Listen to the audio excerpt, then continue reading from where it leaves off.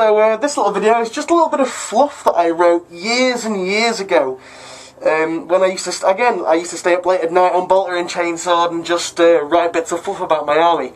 So this is about the Steel Fangs of Rust. This is my own Space Wolf successor chapter, or Great Company, or Lost Company, or whatever. Narrated by me. I try to put on a bit more of an epic voice for this. So anyway, I'm going to let you guys listen to that. So I'll see you again in a bit. This is an account of the founding of the Steel Fangs of Rust. The Steel Fangs' founding was not one of exile or corruption, but rather a disagreement between Wolf Lord Cabal Silvermane and the Inquisition. The Steel Fangs were very fond of taking demon weapons from their slain Chaos foes and reforging them into powerful weapons that they themselves used on the field of battle. The Canis Helix is also a very dominant trait of the Steel Fangs, and only adds to the bestial fury of the Great Company.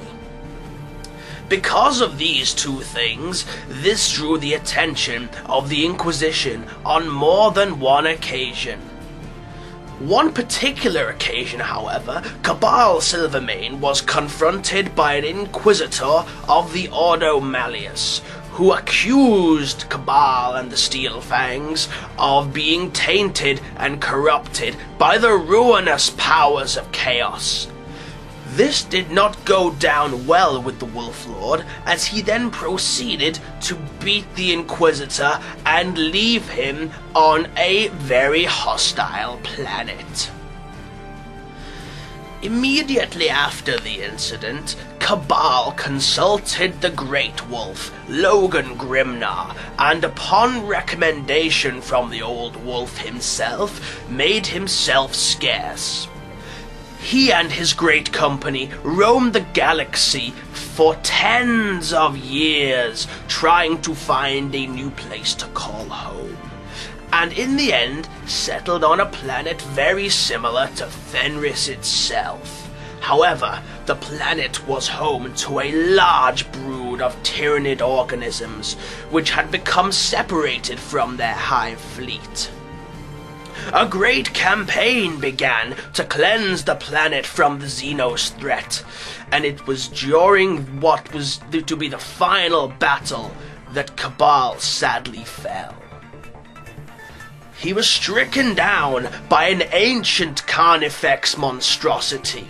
It was during the cleanse of this Xenos threat that a young wolf guard, Kojak, witnessed his lord's demise, and with that he jumped to his lord's aid, cleaving the Carnifex's head from its body.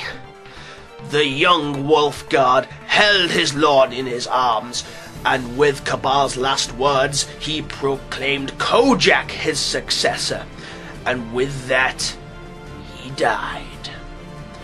Kojak, stricken with grief, let out a long and bestial howl that would chill the very bones of the hardest and most experienced warrior. His eyes opened and revealed a yellow glow. They fixed upon the Tyrannid swarm, and a madness took him. He pounced from his lord's body into the fray, slashing Tyrannid creatures left, right, and center. He was blood-drunk, but his body ached, and still he continued to slaughter. Many hundreds of Xenos fell in his fury, and that day, when he came to his senses, he stood atop a gigantic pile of alien corpses, caked in the dark red blood of the fallen. His battle brothers stood frozen in awe at the sheer number of the dead, and from that day he gained the title Kojak the Butcher.